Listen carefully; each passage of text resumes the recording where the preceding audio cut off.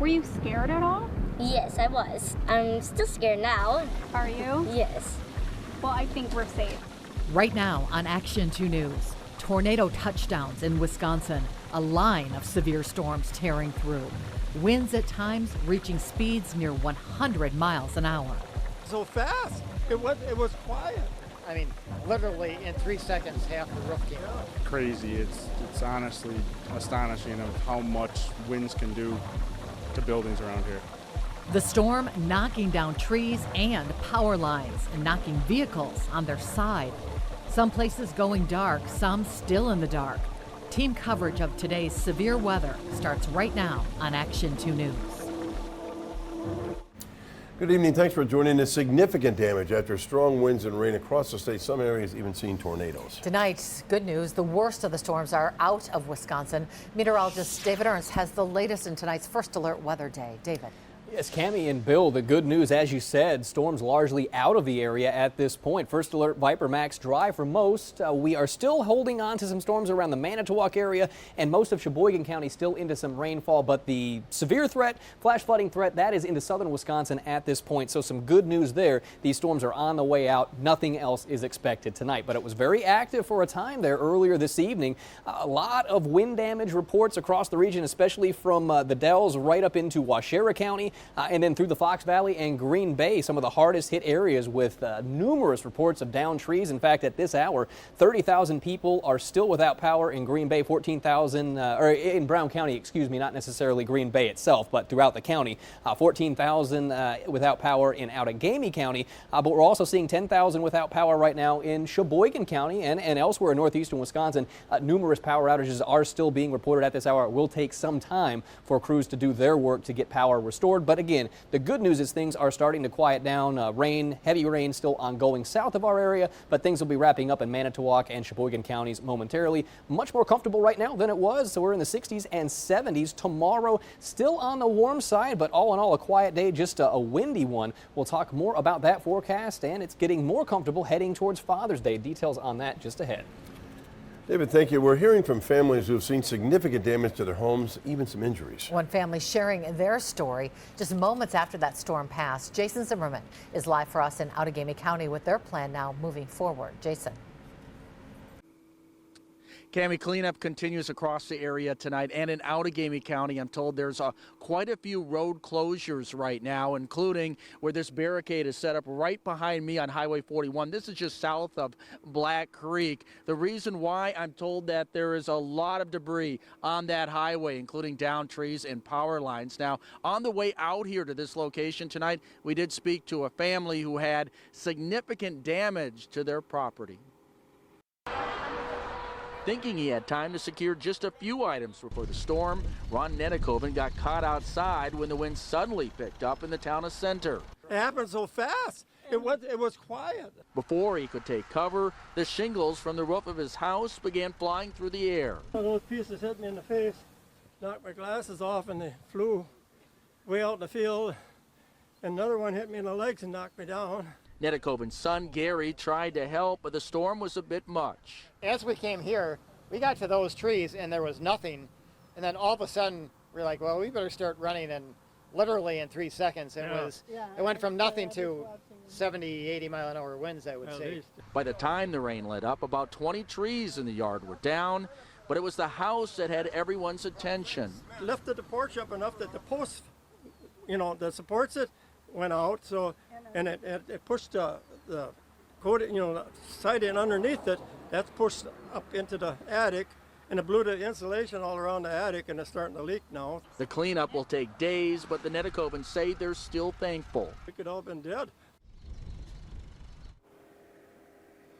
Yeah, and I just spoke to a highway worker a few minutes ago. He tells me that the closure here of Highway 47 runs from this checkpoint south of Black Creek all the way to the Shawano County line. He also tells me that it's likely to remain closed through tomorrow morning. And he said if you're heading out in the morning and having to drive around the area to be aware, because there's a lot of other roads in this area that are closed as well. He mentioned Highway 76, and he said there's some issues over there with downed trees and power lines as well, and many of the side roads that are being shut down. And it's possible that we won't know the true extent of all of this damage until we get daylight in the morning. Reporting live in the town of Black Creek, Jason Zimmerman, Action 2 News. Jason, thank you. In just a few minutes, we'll also be hearing from a meteorologist, Cruz Medina, who's live out in the field. But first, family in the Navarino area also trying to figure out what to do next. As the family emerged from their basement, they found trees down in their yard, one covering the driveway, even damage to the garage after the tornado touched down there. Homeowners quickly got out their chainsaws and got to work. Thankfully, it's all they have to deal with tonight. Thankful it wasn't worse, and thankful that we have a lot of people who will stop and help. Yeah, who is here helping? My parents, my sister and her husband, they live just across the field, so I'm sure they'll be stopping by, and the community, I'm sure, will. Further down the road, uprooted trees blocked railroad tracks. Others fell on power lines, wiping out power to many in that area. Those strong winds tonight also made things very dangerous on the roads. These pictures show a semi flipped on its side. This is on Highway 172 in Brown County. We talked with the Brown County Sheriff's Office tonight. They say one person was injured in that incident, but the semi was cleared shortly before 8 p.m. Officers say the towing company was waiting for the storm to pass so they could safely head to that scene. And we've been getting pictures and video of storms and damage throughout our area. First, take a look at this ring cam showing just how quickly the strong winds came through one backyard, ripping down a tree in the backyard. The Silver Cliff Fire Department also will have a lot of work to do to their station, missing chunks of the wall from the storm tonight. In the area of the town of Berlin, a viewer sent in a photo that appears to show a barn torn down nearly to the ground by the storms. And more damage from Green Bay, showing trees torn out of the ground, some even landing on structures near homes. Hey boys, we got a tornado. The National Weather Service confirms a tornado was spotted in 2 west central Wisconsin communities. This is viewer video far to the west showing that tornado touched down in the Toma area and left so much debris it could be seen lofted on radar. That same tornado was spotted 7 miles northeast of Mauston in Juneau County just before 5 this evening. There, trees were broken, shingles were torn off roads and roofs, and stoplights and even semis were blown over. The tornado was described as rain wrapped. That made it very difficult to see. We will have more storm coverage coming up next, but first, parents are one step closer to having the option of vaccinating their small children against COVID-19. Details of the FDA's support for Pfizer and Moderna's vaccine when we come back.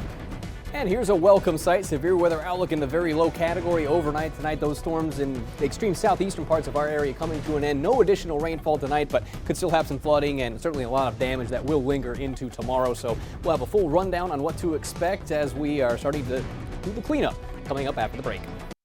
From WBAY TV, Bill Charts and Cammie Rapson, this is Action 2 News at 10, your first alert station.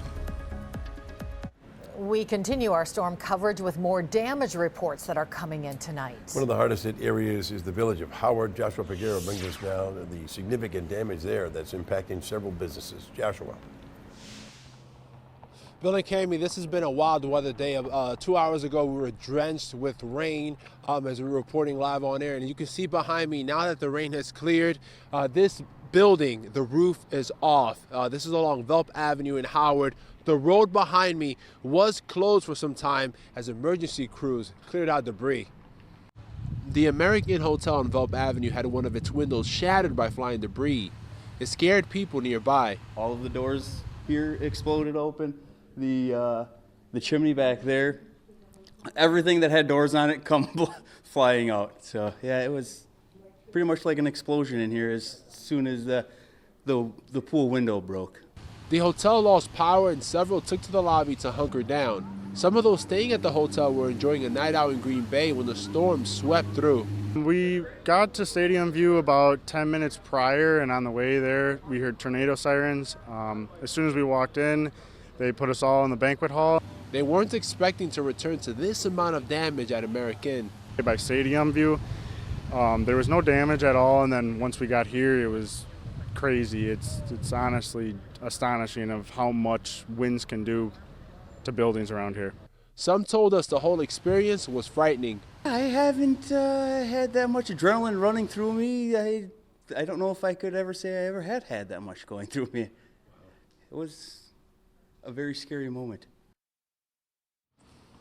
Bill and Cammy, I have to tell you, this story does have a happy moment. A manager at the Chick-fil-A in Schwabenau, the new one that opened, actually came to this hotel and dropped off a whole bunch of chicken sandwiches. It definitely brightened up the mood, and it's just an example of when things get tough, how some people, especially here in Northeast Wisconsin, come out to help. Reporting live in Howard, Joshua Piguero, Action 2 News. Always people willing to help. Thank you, Joshua. Well, those storms today, they were bad, but for the good news, most of them are just out of our area. Thank goodness. Tomorrow we're expecting a break from the heat and humidity, but it will still be warm. David Ernst has the details from the First Alert Weather Center tonight. David.